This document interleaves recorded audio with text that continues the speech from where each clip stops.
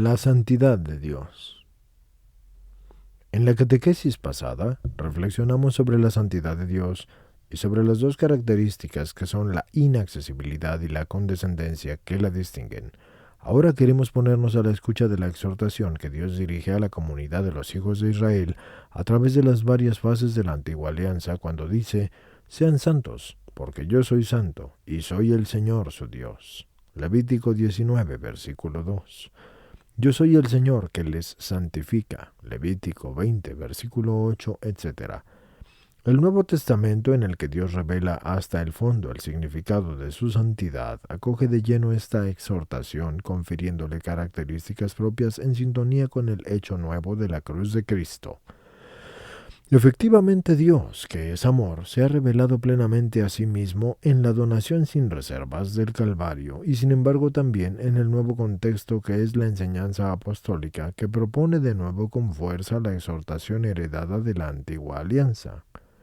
Por ejemplo, escribía San Pedro conforme a la santidad de que nos llamó a ser santos en todo su proceder, porque está escrito que seamos santos, porque Dios es santo. Primera de Pedro 1, versículo 15. ¿Qué es la santidad de Dios? Es la absoluta separación de todo mal moral, y la exclusión y el rechazo radical del pecado, y al mismo tiempo la bondad absoluta. En virtud de ella, Dios, que es infinitamente bueno en sí mismo, también lo es con relación a sus criaturas. Bonum diffusibus sui. Y naturalmente según la medida de su capacidad óntica, y en este sentido hay que entender la respuesta que da Cristo al joven del Evangelio cuando le dice: «¿Por qué me llamas bueno? Nadie es bueno, sino solo Dios». Marcos 10, versículo 18. Señores, aquí les hago una pequeña aclaración para después continuar con la lectura. La definición de óntico significa aquel que tiene existencia real. Una vez que les he aclarado esa palabra, continuamos con la lectura. Ya hemos recordado en las catequesis precedentes la palabra del Evangelio que dice: «Sean pues perfectos como su Padre Celestial es perfecto».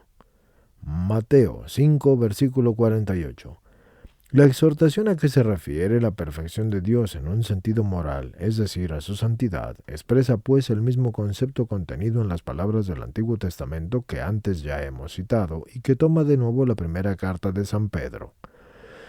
La perfección moral consiste en la exclusión de todo pecado y en la absoluta afirmación del bien moral. Para los hombres y para las criaturas racionales, esta afirmación se traduce en la conformidad de la voluntad con la ley moral, porque Dios es santo en sí mismo, y es la santidad substancial, porque su voluntad se identifica con la ley moral. Esta ley existe en Dios mismo como en su eterna fuente, y es por esto que se llama la ley eterna o lex aeterna. Dios se da a conocer al hombre como la fuente de la ley moral y en este sentido como la santidad misma antes del pecado original a los progenitores. Esto está en el Génesis 2, versículo 16. Más tarde se da a conocer al pueblo elegido, sobre todo en la alianza del Sinaí. Se encuentra esto en el Éxodo, versículos del 1 al 20. La ley moral que está revelada por Dios en la antigua alianza y sobre todo en la enseñanza evangélica de Cristo tiende a demostrar gradual, pero claramente, la sustancial superioridad e importancia del amor, el mandamiento de amarás, que se encuentra en el Deuteronomio 6, versículo 5, y en el Levítico 19, versículo 18, y en Marcos 12, versículos 30 y 31, y todos los paralelos, pues todo esto hace descubrir que también la santidad de Dios consiste en el amor, y todo lo que dijimos en la catequesis titulada como Dios es amor, se refiere a la santidad de Dios por la revelación. Dios es la santidad porque es amor. Esto se define en la primera carta de Juan, versículos 4 al 16, y mediante el amor está separado absolutamente de toda mal moral y del pecado, y está esencial, absoluta y trascendentalmente identificado con el bien moral en su fuente, que es Él mismo.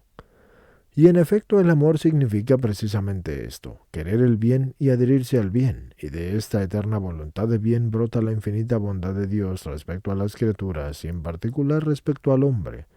Y del amor nace su clemencia, su disponibilidad a dar y a perdonar, la cual ha encontrado en otras cosas una expresión magnífica en la parábola de Jesús sobre el Hijo Pródigo que refiere Lucas en la parte 15, versículos del 11 al 32. El amor se expresa en la providencia con la cual Dios continúa y sostiene la obra de su creación. De modo particular, el amor se manifiesta en la obra de la redención y de la justificación del hombre, a quien Dios le ofrece la propia justicia en el misterio de la cruz de Cristo, como dice con claridad San Pablo en la carta a los Romanos y en la carta a los Gálatas. Así pues, el amor, que es el elemento esencial y decisivo de la santidad de Dios por medio de la redención y la justificación, Dios guía al hombre a su santificación con la fuerza del Espíritu Santo.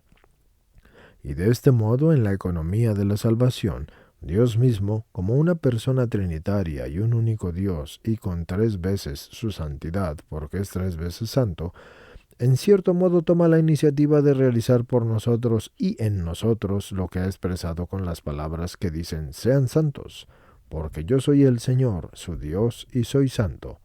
Y está en el Levítico 19, versículo 2.